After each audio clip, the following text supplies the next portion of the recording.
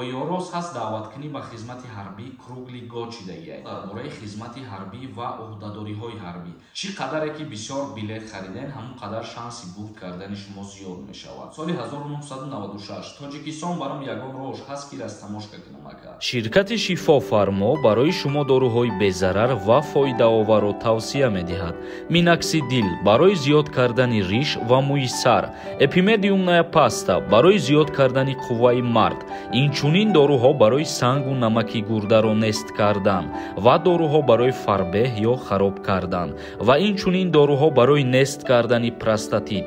ҳатман аз номи канали мо муроҷиат кунед, тахфиф карда мешавад. рақамҳо дар рӯи экран. Ассалому алайкум ба ҳама тамошобинони барномаҳои Сорбон Сафаров. Умедвор ҳастам ки якояки шумо тансиҳат ва хонаобод ҳастен. Аллакай аз номи видео медонем ки мо дар чӣ мавзӯъ суҳбат мекунем. Ба ҳамин хотир видеода лайк монен ва то охир шаб бо диққат тамошо кунен. Чӣ хеле ки ман гуфта будам имрӯз оиди даъваткунӣ ба хизмати ҳарбӣ оё ба анҷом расид ё ин ки не видео мекунам, вақташ расид. Бисёре аз шумо савол пешниҳод кардагиен ва боз як саволи дигар ба миён бисёр омадагӣ ҳастае ки оё рост аст ки даъваткунӣ ба хизмати ҳарбӣ дар ҷумҳурии Тоҷикистон продлит шид, яъне то 10 декабр ё 15 декабр.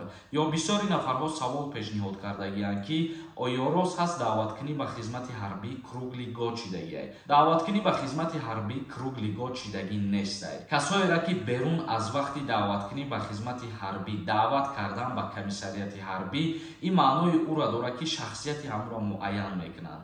Муайян мекунанд ки оё ҳамин шаҳрванд ба хизмат даъват шавад ё ин ки не. ҳамин қадарай тамом. Оиди масъалае ки оё даъваткунӣ ба хизмати ҳарбӣ продлит шид ё ин ки не, и гапам дурӯғай. Продлит шидагӣ нестай. мутобиқи қонунгузории ҷумҳурии Тоҷикистон дар бораи хизмати ҳарбӣ ва ӯҳдадориҳои ҳарбӣ, даъваткунии призиви тирамоҳӣ аз 1 октябр то 27 ноябр мебошад. яъне ки аллакай даъваткунӣ ба хизмати ҳарбӣ дар ҷумҳурии Тоҷикистон ба анҷом расидагиай. Аблава намекунанд, яъне ки продлит кардагӣ нестанд то моҳи декабра. И гапои мардумиай дурӯғай, бовар накунем ба ягон таж. И буд яке аз мавзӯъҳои муҳиме ки тамошобинони канали мо хоҳиш мекарданд дар ҳамин мавзӯъ суҳбат кунем. боварӣ дорам ки кӯтоҳ карда хуб фаҳмондумтон. акнун мегзарем ба қисми хондани комментарияҳо. дар ҳаминҷа як чиза оиди конкурс қайд мекунам, шуморам як дастгирӣ кунен. агар як донаи ё дуданои билет бихарен, мо рӯзи финала тесар аниқ мекунем. нархи билет 200 рублай. касое ки мехоҳанд аз конкурси ма билет харидорӣ кунанд, инами картаи Сбербанк да сумтона партоен. ин карта ба номи Мунис Хуршедович мебошад. чӣ қадаре ки бисёр билет хариден, ҳамон қадар шанси бурд кардани шумо зиёд мешавад. ҳамагӣ 46 дона конвертҳои пулӣ приз мондагием. чектона инами рақамҳои WhatsApp да қати номтон роӣ кунен, мо билетҳои шуморо равон мекунем. касое ки аз ҳамада бисёр билет мехаранд, бо тариқи автоматӣ соҳиби телефон мешаванд. iPhone 12 Pro ва iPhone 13 Pro Max. Раҷабов нависондаи: салом Сорбон, ҳамин патент айчи ҳисоб яке кор намекунад. мо кор мекунем, ай бачаҳо ҳамин хеле шидиянд. патент дар ҳолате ки пулша сари вақт пардохт накунен, агар аннулироват мешавад. Раҳимов нависондаи: салом, аз кай ин қонун дар бораи регистратсияи қонунӣ ҷорӣ мешавад? аллакай лоиҳаш пешниҳод шидагиай ба Думаи давлатии Федератсияи Россия, мумкин баъди соли нав ки мавриди амал қарор бигирад. Саша нависондаи: ассалому алайкум ака, дар бораи таксӣ дар Москва мефаҳмонед. ташаккур, миннатдорам. таксӣ кору фаъолият карданшад бугӯй, агар патент мекунӣ, регистратсия мекунӣ ва праваи российский мегирӣ, кору фаъолият кардан мегирӣ. Тамом. Қурбонов нависондаи: салом акаи Сорбон, як савол доштум. ман 1 сол дар Россия истодам ва маро 2 бор ҷарима кардам. барои регистратсия патенти нав супоридам. ба ман гуфтанд 1 сол патент гирифтан наметавонӣ, танҳо регистратсия мекунӣ. Тамом. агар ман ба Тоҷикистон равам, маро вездамро маҳкам мекунанд? илтимос ака ҷавоб диҳед. везди шуморо агар ки маҳкам карданӣ мешидан, дар ҳолате ки шуморо дастгир кардан барои регистратсия, дар ҳамон вақт маҳкам мекарданд, лекин шуморо видварен я неву ҷарима кардиянд. Тамом. Раҳмонов нависондаи: салом акаи юрист Тиҷей, сардори оиларо мебарам ба хизмати ҳарбӣ ё не? раҳмат пешакӣ. касое ки хичона сардори оила гузарондагиам ба хизмати ҳарбӣ даъват кардан намешавад. Абдусалом нависондаи: ба ман компания права карда доданд. проверка кардам, фальшивӣ биромад. правама гирифтанд, гуфтанд ки судаш дад кун. агар ман ба ватан биём, проблема мешавад? дар ҳолате ки агар тра коркунои ГАИ дар Федератсияи Россия дастгир кардагӣ бошанд ва фаҳмида бошанд ки фальшивие праваи ту, бале ин уголовный кодекс мешава аллакай. дар ин ҳолат метавонанд ки 80,000 рубл ё ҷарима кунанд ё ки то 6 моҳ аз озодӣ маҳрум мекунанд. ва дар ҳолате ки агар ҳамун компания худаш ба суд равон кардагӣ бошад, мумкин ягон роҳи ҳалша биёбанд. лекин именно ҳамин статьяе ки праваи фалшиви тайёр мекунӣ аз озодӣ маҳрум кардан ва ҷарима кардан дорад дар Федератсияи Россия.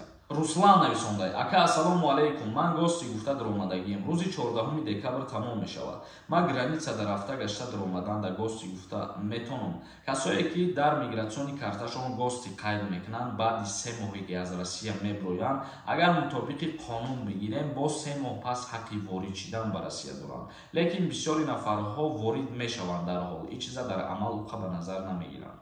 Солиев нависондай: салом ака, ман мошини Opel дорам. Соли 1996 Тоҷикистон барам ягон роҳш ҳаст ки растамошка кунам ака.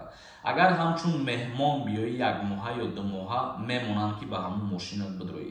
Вале агар бугӯй растамошкаш кунам ба ҳамун мошин дар Ҷумҳурии Тоҷикистон бигардам, намемонам. Зиякулов нависондай: дар бораи Аблава видео накардӣ, барое ки ҳоло дар борааш хабар надорӣ Сорбон. бале, дар борааш хабар надоштам. 2 рӯзе ки шумо хоҳиш карден, ман маълумот надоштам ва имрӯз информатсия ки гирифтам ба маълумоти ҳаматон расонидам. Қурбонов Абдурахмон нависондай: ассалому алайкум бародар, ҳамин ваяни билети 26000 сомонаро чӣ хел гирифтан дар кор? 26880 сомон дар суратҳисоби амонатбонк пардохт мекунӣ ва дар муддати 1 моҳ ваяни билет мегирӣ. барои ира гирифтан аввалан ба военкомати ноҳиятон мерай муроҷиат мекунӣ, номнавис ки кардам, баъд гирифтанаш осон ай тамом. Фирдавс нависондай: ассалому алайкум ака, ман 10 мошин дар Москва кор мекунам. Патентам аннулировад шид. Ман Тоҷикистон бурам, бо Москва биём патент гирифтан метавонам? Ҷавобшам мегуфтем пешакӣ раҳмат. Агар то Тоҷикистон омадан та дар ягон рейдҳо нағалтиву депортатсия накунанд, бале, бо метавонӣ барои баъд аз сари нав бигирӣ патента.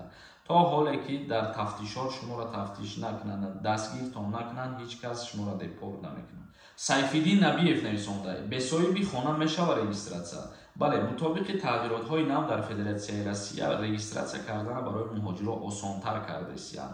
яъне ки муҳоҷиро дар куҷое ки зиндагонӣ мекунанд, худсарона метавонанд рафта муроҷиат кунанд ба ҷойҳои маи документи ва хичона регистратсияҳои оригиналу қонунӣ бикунанд. лекин ин танҳо ҳозир лоиҳа қонун ба имзо расидагӣ нест ёрӣ.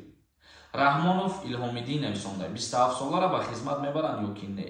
Касое ки аллакай 27 сола даромадагиен аз даъваткунӣ ба хизмати ҳарбӣ озод мебошем. Тамошобинони азиз, ба ҳамин барномаи имрӯзара ҷамъбаст мекунем. То видеоҳои оянда, худованд ҳамаи мо шуморо нигаҳбон бошад.